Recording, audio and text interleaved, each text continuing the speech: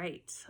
It is still Monday, April 6th, and I'm on, I think, the third chapter of the day.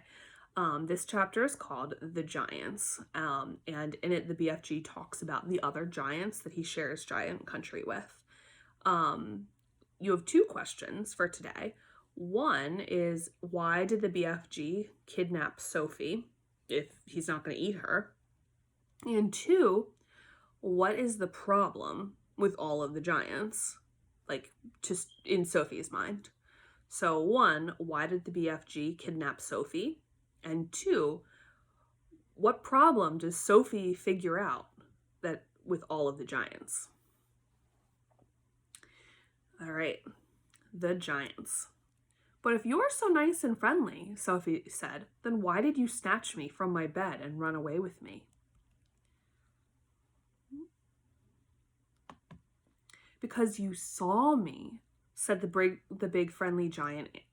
The big friendly giant answered. If anyone is ever seeing a giant, he or she must be taken away hip switch. Why? Asked Sophie. Well, first of all, said the BFG, human beings is not really believing in giants, is they? Human beings is not thinking we exist. I do, Sophie said. But that is only because you have seen me, cried the BFG. I cannot possibly allow anyone, even little girls, to be seeing me and staying at home. The first thing you would be doing, you would be scuttling along, yodeling the news that you are actually seeing a giant, and then a great giant hunt, a mighty giant look-see, would be starting up all over the world, with the human beings all rummaging for the great giant you saw and getting wildly excited. People would be coming, rushing and bushing after me with goodness knows what, and they would be catching me and locking me into a cage to be stared at. They would be putting me in the zoo or the Buncombe house with all those squiggling hippodumplings and the crocodilies. Sophie knew that what the giant had said was true. If any person reported actually having seen a giant haunting the streets of a town at night, there would most certainly be a terrific hullabaloo across the world. I will bet you, the BFG went on, that you would have been splashing the news all over the wonky world, wouldn't you, if I hadn't wiggled you away? I suppose I would, Sophie said, and that would never do, said the BFG. So what will happen to me now? Sophie asked. If you do go back, you will be telling the world, said the BFG, most likely on the telly Buncombe box and the radio squeaker. So you will just have to be staying here with me for the rest of your life. Oh no, cried Sophie. Oh yes, said the BFG, but I'm warning you not ever to go whiffling about this cave without eyes with you, or you will be coming to an ucky-mucky end. Wow, can you hear the bird from here? Because she is having quite a squawk. I is showing you now who is going to eat you up if they ever catching even one tiny little glimpse of you. The big friendly giant picked Sophie off the table and carried her to the cave entrance. He rolled the huge stone to one side and said, "Peep out over there, little girl, and tell me what you was seeing." Sophie, sitting on the BFG's hand, peeped out of the cave. The sun was now up and shining fiery hot over the great yellow wasteland with its blue rocks and dead trees. Is you seeing them? BFG asked. Sophie, squinting through the glare of the sun, saw several tremendous tall figures moving among the rocks about 500 yards away. 3 or 4 others were sitting quite motionless on the rocks themselves. This is giant country, the BFG said. Those is all giants, every one. It was a brain-boggling sight. The giants were all naked except for a sort of short skirt around their waists, and their skins were burnt brown by the sun. But it was the sheer size of each one of them that boggled Sophie's brain most of all. They were simply colossal, far taller and wider than the big friendly giant, upon whose hand she was now sitting. And oh, how ugly they were. Many of them had large bellies. All of them had long arms and big feet. They were too far away for their faces to be seen clearly, and perhaps that was a good thing. What on earth are they doing? Sophie asked. Nothing, said the BFG. They is just moochling and foochling around and waiting for the night to come. Then they will all be galloping off to places where people is living to find their suppers. You mean to Turkey, Sophie said. Bone-crunching giant will be galloping to Turkey, of course, said the BFG. But the others will be whiffling off to all sorts of flung-away places like Wellington for the booty flavor and Panama for the hatty taste. And every giant is having his own favorite hunting ground. Do they ever go to England? Sophie asked. Often, said the BFG. They say the English is tasting ever so wonderfully of cod scallop. I'm not sure I know what that means, Sophie said. Meanings is not important, said the BFG.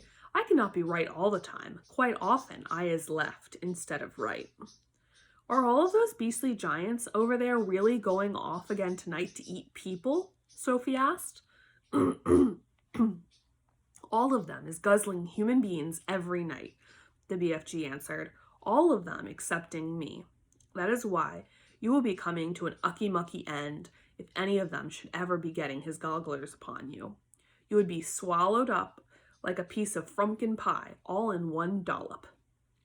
But eating people is horrible, Sophie cried. It's frightful. Why doesn't someone stop them? And who, please, is going to be stopping them? Asked the BFG. Couldn't you? Said Sophie. Never in a pig's whistle, cried the BFG. All of those man-eating giants is enormous and very fierce. They is all at least 2 times my wideness and double my royal highness. Twice as high as you? Cried Sophie. Easily that, said the BFG. You is seeing them in a distance, but just wait till you get them close up. Those giants is all at least 50 feet tall with huge muscles and cockles alive-o. I is the titchy one. I is the runt. 24 feet is puddle nuts in giant country. You mustn't feel bad about it, Sophie said. I think you are just great. Why, even your toes must be as big as sausages. And remember, like, if you remember the word runt from Charlotte's Web, that means that the giant is like the very smallest giant. Bigger, said the BFG, looking pleased. They is as big as bumplehammers. How many giants are there out there? Sophie asked. 9 altogether, answered the BFG. That means, said Sophie, that somewhere in the world, every single night, 9 wretched people get carried away and eaten alive. More, said the BFG. It is all depending, you see, on how big the human beings is. Japanese beans is very small, so a giant will need to gobble up about 6 Japanese before he is feeling full up. Others, like the Norway people and the Yankee Doodles, is ever so much bigger, and usually 2 or 3 of those makes a good tuck-in. But do these disgusting giants go to every single country in the world? Sophie asked. All countries excepting Greece is getting visited sometime or another, the BFG answered. The country which a giant visits is depending on how he is feeling. If he is feeling very warm weather, and a giant is feeling as hot as a sizzle pan, he will probably be galloping far up to the Frisbee North to get himself an Eskimo or 2 to cool him down. A nice fat Eskimo to a giant is like a lovely ice cream lolly to you. I'll take your word for it, Sophie said. And then again, if it is a frosty night and the giant is friging with cold, he will probably point his nose towards the sweltering hotlands to guzzle a few Hottentots to warm him up. How perfectly horrible, Sophie said. Nothing hots a cold giant up like a hot Hottentot, the BFG said.